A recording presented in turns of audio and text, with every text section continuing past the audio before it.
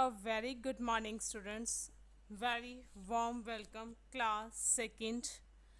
आज हम लिंग बदलों के बारे में पढ़ेंगी कि लिंग क्या होता है।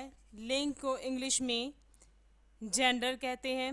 जैसे आपके घर में मम्मी, पापा, नाना, नानी, दादा, दादी, ये सब क्या हैं? लिंग और पुल्लिंग।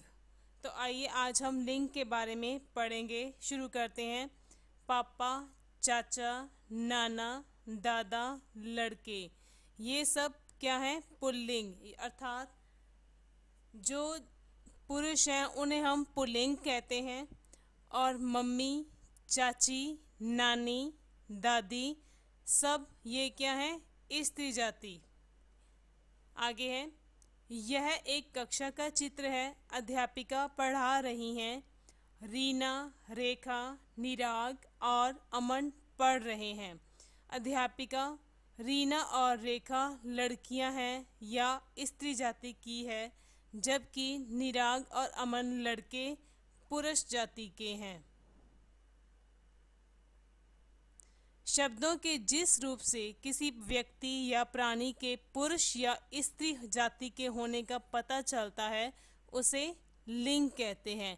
अर्थात कि जिन शब्दों से हमें यह पता चले कि ये स्त्री है या पुरुष है, उससे हमें लिंग के बारे में पता चलता है।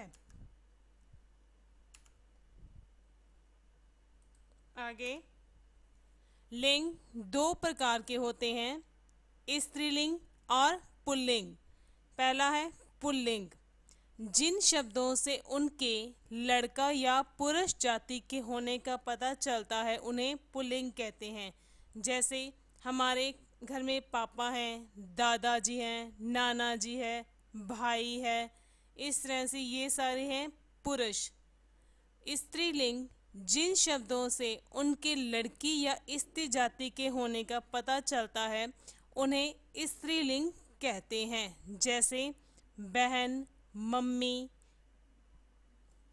मामी, चाची, शेरनी, बालिका आदि। आइए इसके कुछ उदाहरण देखते हैं। ये पुल्लिंग बने हुए हैं, ये स्त्रीलिंग। पिता का क्या होता है? माता, दादा, दादी, नाना, नानी, चाचा, चाची, ताऊ, ताई। आगे,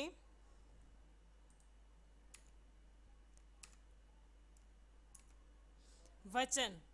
वचन एक और अनेक, अर्थात हमारे सामने अगर एक पेंसिल है तो उसके दूसरी तरफ काफ़ी सारी पेंसिलें रख दी जाएं तो वो बन जाएगा उसका बहुवचन।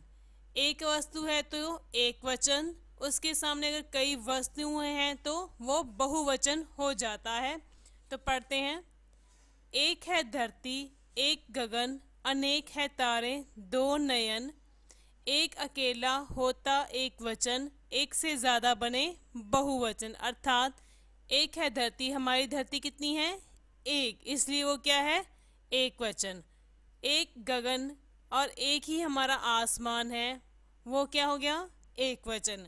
अनेक है तारे, तारों को हम गिन नहीं सकते इसलिए वो असंख्य हैं, तो वो क्या हुए? बहुवचन। दो नयन, हमारी आंखें कितनी हैं? दो, उनको हम आराम से गिन सकते हैं। एक अकेला होता एक वचन, अर्थात जो एक व्यक्ति है, कोई भी एक वस्तु है तो वो क्या है? एक वचन। अगर एक से ज़्यादा वही चीज़ आ रही है तो उन्हें क्या बोलेंगे? बहुवचन।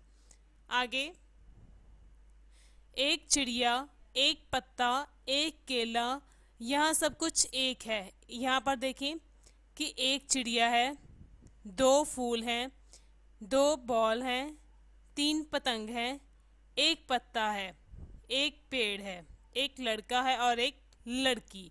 पतंगे तीन हैं तो यहाँ पे पतंग ना होकर पतंगे, तो पतंगे किस में आएगा? बहुवचन में। इसकी परिभाषा, शब्द के जिस रूप से किसी प्राणी या वस्तु की संख्या का पता चले उसे वचन कहते हैं। आगे, एक वचन शब्द के जिस रूप से उसके एक होने का पता चलता है उसे एक वचन कहते हैं। जैसे चिड़िया, पत्ता, केला। चिड़िया एक है, पत्ता एक है, केला एक है। बहुवचन शब्द के जिस रूप से उसके एक से अधिक होने का पता चलता है उसे बहुवचन कहते हैं। जैसे बच्चे, पतंगे, गेंदें। कि अगर हमारे सामने एक गेंद है तो हम बोलेंगे कि एक गेंद, यानी कि सिंपल एक गेंद। और हम दूसरी तरफ वहीं पर हम 5 6 या उससे भी अधिक गेंदें रख दें तो वो क्या हो जाता है, बहुवचन। इसी तरह से एक वचन में लड़का, ताला, छाता, तारे, चूहा, छतरी, घंटी। लड़का का बहुवचन बनेगा लड़के, लड़का एक है।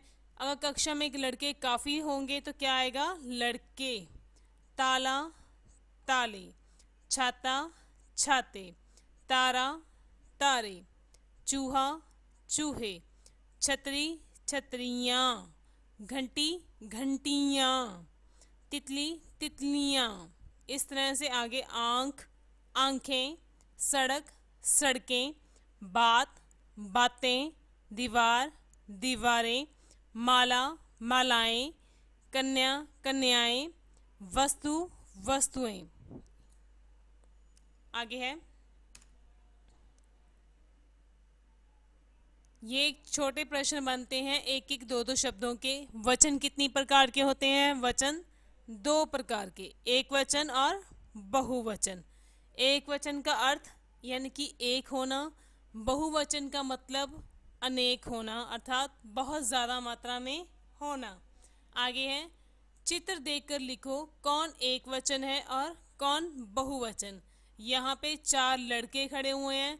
अगर यहाँ पे एक की तस्वीर होती तो हम बोलते कि एक लड़का, यानी कि एक वचन।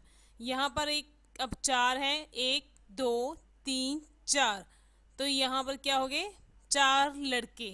लड़के लग गया है तो क्या बन गया, बहुवचन। यहाँ पर एक चिड़िया का चित्र है तो एक वचन। एक आँख है, एक वचन। एक सेब है, एक वचन।